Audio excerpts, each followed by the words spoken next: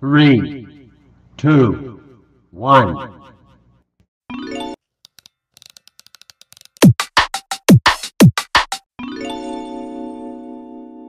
Assalamualaikum warahmatullahi wabarakatuh.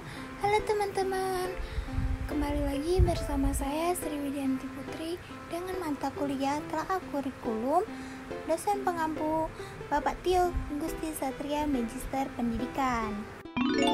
Untuk penjelasan berikutnya, mari simak video berikutnya.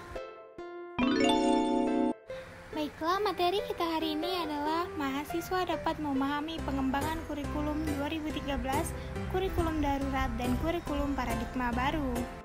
Oke, yang pertama saya akan membahas kurikulum 2013. Tema utama kurikulum 2013 adalah menghasilkan insan Indonesia yang produktif, kreatif, inovatif, efektif, melalui pengamatan sikap, keterampilan, dan pengetahuan yang terintegritas menurut paparan Wamendikbud 2013. Adapun dasar pertimbangan, penyusunan kurikulum 2013 didasarkan pada 3 aspek yang merupakan landasan pengembangan kurikulum. Aspek yang pertama yaitu filosofis, yaitu memaknai bahwa pendidikan berbasis pada nilai-nilai luhur, nilai akademik, serta kebutuhan peserta didik dan masyarakat. Kurikulum berorientasi pada pengembangan kompetensi. Yang kedua adalah yuridis, yaitu dengan terkaitnya RPJM 2010 sampai 2014, sektor pendidikan dan Inpres nomor 1 tahun 2010. Yang ketiga adalah konseptual, yaitu kurikulum memiliki relevansi model berbasis kompetensi, tidak hanya merupakan sekedar dokumen, dan proses pembelajarannya mencakup aktivitas belajar serta output dan outcome belajar serta kesesuaian teknik penilaian dengan kompetensi perjenjangan penilaian. Adapun beberapa hal yang menjadi pertimbangan disusunnya kurikulum 2013. Kalian bisa lihat pada gambar ini. Gambar berikut ini menunjukkan kesenjangan antara konsep kurikulum yang ada saat ini dengan konsep ideal yang diinginkan. Kurikulum 2013 yang dikembangkan saat ini mengarah ke konsep ideal yang dimaksud. Adapun penggeseran paradigma belajar abad 21 berdasarkan ciri abad ke-21 dan model pembelajaran yang harus dilakukan seiring perkembangan zaman.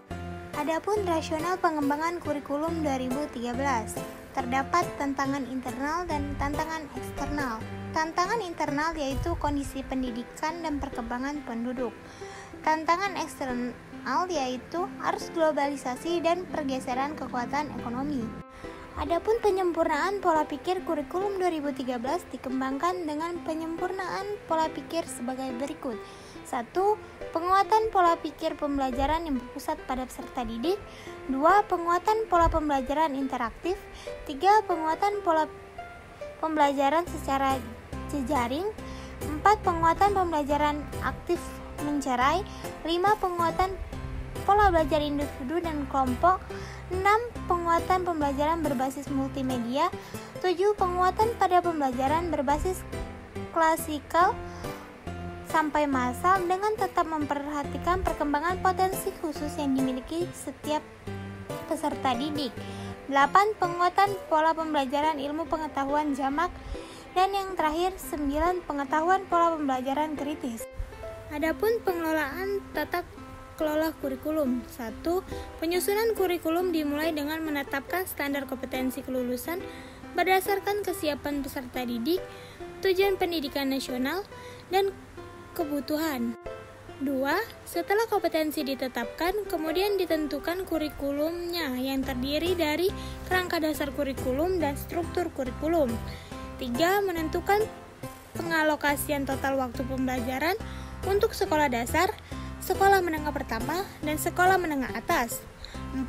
Hasil monitoring dan evaluasi pun menunjukkan bahwa banyak kompetensi yang perumusannya sulit dipahami oleh guru dan jika diajarkan sulit dicapai oleh siswa. Selanjutnya saya akan membahas kurikulum darurat. Kurikulum pada satuan pendidikan dalam kondisi khusus memberikan fleksibilitas bagi sekolah untuk memilih kurikulum yang sesuai dengan kebutuhan pembelajaran siswa. Menurut Nadiem Anwar Makarim 2020, kurikulum darurat atau dalam kondisi khusus yang disiapkan oleh Kemendikbud merupakan penyederhanaan dari kurikulum nasional. Pada kurikulum tersebut dilakukan pengurangan kompetensi dasar untuk setiap mata pelajaran sehingga guru dan siswa dapat berfokus pada kompetensi esensial dan kompetensi persyarat untuk kelanjutan pembelajaran di tingkat selanjutnya. Adapun landasan pengembangan kurikulum darurat yaitu filosofis, sosiologis, dan psikopedagogis. Selanjutnya adalah kurikulum paradigma baru. Dasar pertimbangan kurikulum prototype. Indonesia mengalami krisis pembelajaran atau learning crisis. Menjadi kurikulum prototype sebagai upaya pemulihan pembelajaran. Untuk mengatasi krisis dan tantangan tersebut diperlukan perubahan yang sistemik. Kualitas guru dan kepala sekolah tentu menjadi faktor utama atau kunci dalam transformasi pembelajaran. Tapi harus ada perangkat lain yang tak kalah penting, yakni kurikulum. Adapun profil pelajar Pancasila, kalian bisa lihat gambar di bawah ini. Adapun rasiologi pengembangan kurikulum prototype. Kurikulum prototype melanjutkan arah pengembangan kurikulum sebelumnya, yakni meliputi orientasi holistik, yaitu kurikulum dirancang untuk mengembangkan murid secara holistik, mencakup kecakapan akademis dan non-akademis, kompetensi kognitif, sosial, emosional, dan spiritual. Yang kedua adalah berbasis kompetensi, yaitu bukan konten. Kurikulum dirancang berdasarkan kompetensi yang ingin dikembangkan, bukan berdasarkan konten atau materi tertentu.